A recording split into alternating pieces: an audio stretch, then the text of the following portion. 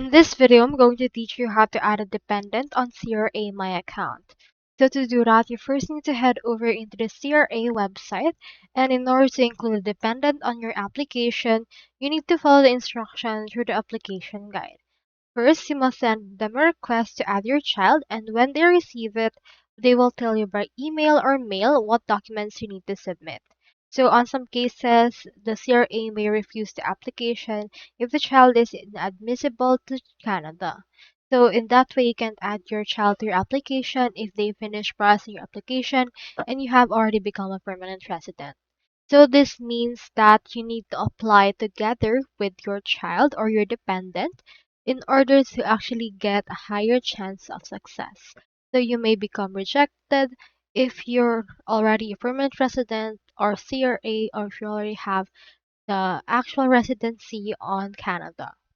So that's all there is today, and I hope this video helped you out.